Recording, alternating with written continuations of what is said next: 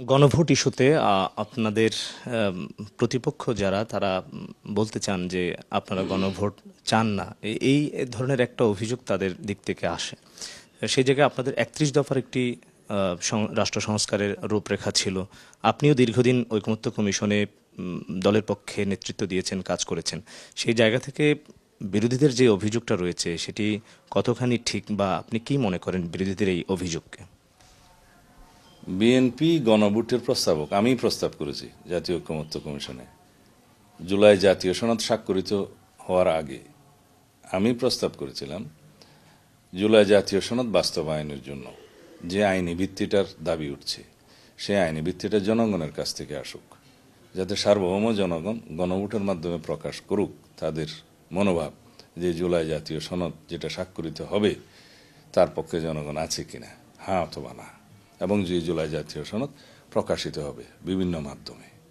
আমরা এখনো সেই অবস্থানে আছি, কিন্তু যখন সুপারিশ প্রদান করা হলো, জুলাই জাতীয় সনদ স্বাক্ষরিত হলো, তারপরে সেই জাতীয় সনদের আইন ভিত্তি এবং গণভোটের জন্য ব্যবস্থা করার জন্য সরকার কিছু সুপারিশ দিলেন।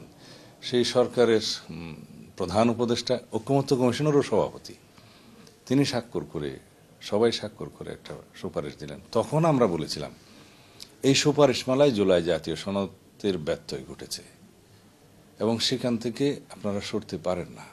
আমরা এখনো বলছি, আমরা জুলাই জাতীয় সনদ ঐকমতের ভিত্তিতে যেটা স্বাক্ষরিত হয়েছে সংসদের দক্ষিণ প্লাজায়, সেটা জাতি দেখেছে, ডকুমেন্টারি আকারে প্রকাশ হয়েছে, দলিল আছে, সেই রাজনৈতিক সমঝোতার দলিল অক্ষরে অক্ষরে আমরা প্রতিপালন করব, সেই জায়গায় আমরা আছি। সুতরাং গণভোটের পক্ষে আমরা আছি। গণভোটের হ্যাঁ দিবে না না দিবে সেটা জনগণের ইচ্ছা। সর্বোপরি এই নির্বাচনে আপনাদের কেমন ফলাফল হতে পারে? কিছু বিদ্রোহী প্রার্থী তো রয়ে গেছে। আরেকটা বিষয় জানার আছে, সেটি হচ্ছে যে শরিকদের সাথে আপনারা 12 থেকে 13টি আসন সমঝোতায় গিয়েছিলেন। অনেকেই তাদের মধ্যে আপনাদের দলে যোগদান করেছেন যারা ধানের শীষ প্রতীক পেয়েছেন, কিন্তু ধানের শীষ প্রতীকের বাইরে যে শরিকরা যাদের আসন সমঝোতা করেছেন তাদের খানিকটা অভিযোগ রয়েছে যে দলের পক্ষ থেকে যে সাপোর্ট, যে সহযোগিতা পাওয়ার কথা তারা সেভাবে মাঠে পাচ্ছে না। সেক্ষেত্রে আসন হারালে দলের উপরই তো দায়টা বর্তায়, যেহেতু আপনারা আসন সমঝোতা করেছেন। আসন সমঝোতা এবং জোটের রাজনীতির কিছু জটিল সমীকরণ সব সময় থাকে জাতীয় রাজনীতিতে। যারা জোটের সঙ্গী এবং আসন সমঝোতার মাধ্যমে যারা আসন পেয়েছে, বা ক্ষেত্রমতে যারা বিএনপির প্রতীক নিয়ে নির্বাচন করছে, সব ক্ষেত্রেই বিএনপির যারা প্রার্থী ছিলেন, প্রত্যাশী ছিলেন, তাদের মনে একটু বেদনা থাকে।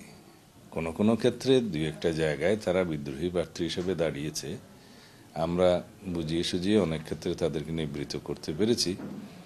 কিছু কিছু জায়গায় এখনো সেই অসন্তোষটা রয়েছে। এগুলো একটা বৃহৎ রাজনৈতিক দলে দুই একটা ক্ষেত্রে থাকবে, তাতে করে খুব বেশি ফলাফলের উপরে প্রভাব আসবে ওই সমস্ত আসনে মনে হয় না।